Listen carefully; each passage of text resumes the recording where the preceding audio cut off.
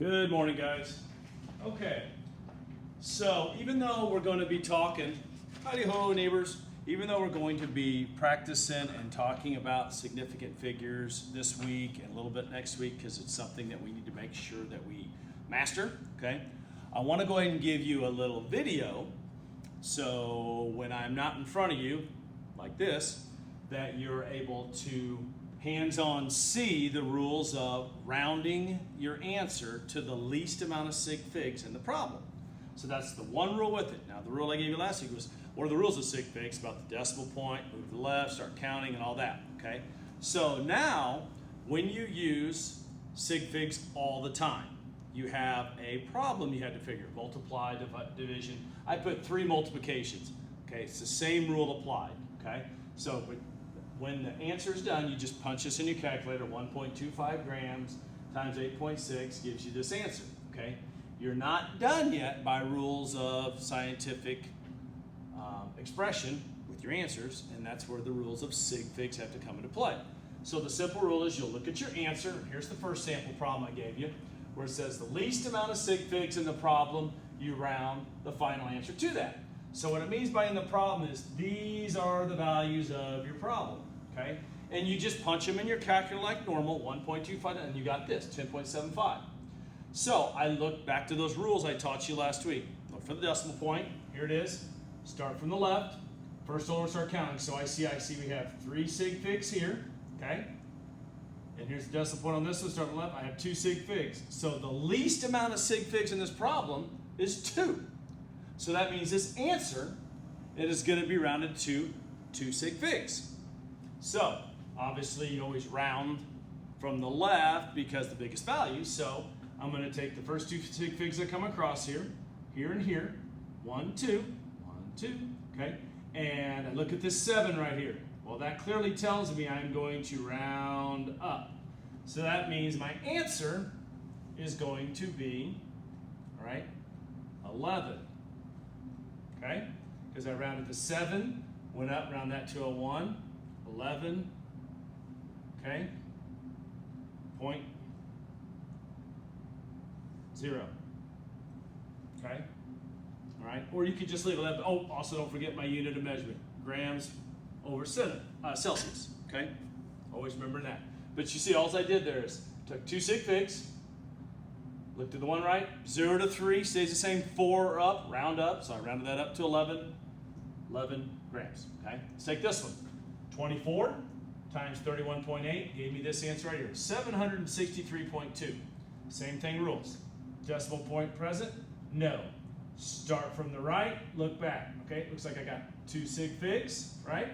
Decimal point, start from the left, start counting, looks like I got 3. So this one too, this answer is going to be rounded to 2 sig figs. So here's my first 2 highest values of sig figs right here. I look at this right here, 0 to 3 stays the same. So what is that going to be? 7, the 6 stays the same. I still got to keep the same value, right? 760, right? That's 763.2 centimeters, okay? So I rounded. So when I look at this problem, no decimal point present, look to the right. Is there 2 sig figs rounded in that? Yes, okay, 760, okay? And actually on this one here, I was supposed to round to 2 sig figs. I went ahead and put the 0, just 11 would have been fine because that's still 2 sig figs, right? I can put the decimal point there if I want. No big deal. It still stays the value, right? Isn't that still 11? Whether I put the decimal point there or not, it's still 11, okay? So, same thing with yours. I got to put that 0 in there, right? Because think of it as money. $763.20 is a lot more than if I don't put the 0, 76, right? So I still got to maintain the same value. So, but I asked you to round to 2 places, so 760 round to 760. Okay? All right, last sample problem here. 500 meters times 40 meters gives me 20,000 meters cubed. Okay? So a little bit, a lot of place here. So start from the left, start counting. Keep counting. 1, 2, 3, 4, 5. 5 sig figs, right? Everybody see the rules? There's the decimal point. Another decimal point, start from the left. I got 4 sig figs. So I'm going to round this answer to 4 sig figs, okay? So here's my first 4 sig figs, right? Okay, so it's going to be 2, 0, 0, 0, and and 0 stays the same 0, but I still got to put this 0. Okay? So when I look at this, it doesn't look any different from that, right?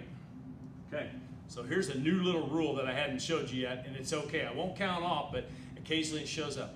When a value, a 0, and it's asked to round to that because we have to round to 4 sig figs, holds the value of a sig fig. This is how we know in the problem. Okay, ready for this one? Put a line over it. So even though that's a 0, I know when I look at that problem, that holds the value of a sig fig because I was supposed to round to 4 sig figs, and I had 4 there. The 0 stays the same, but I can't just leave this 0 off, guys and gals, because 20,000 and 2,000 are two different number. And if you have a hard time seeing that, think of dollars. Would you rather have $2,000 or $20,000? Problem solved. So that's why when there's a 0 and it has to hold the power of a significant figure, because when you round, you put a line over it. Okay? All right? And there are going to be times, there'll be a few of them that show up like that. That's why I want to give you this example of one. And that's okay if you miss that one because it's getting used to seeing that. But I want to bring that to your attention because that's one of the little rules. So sig fig rules aren't that difficult. Okay? It's just remembering them. Is there a decimal point? Yes. Start from the left. Start counting first whole number 1 through 9. Once I start counting, count them all. No decimal points. Start from the right. Same thing. Start counting when I find a whole number. Keep counting until you get the end of the number.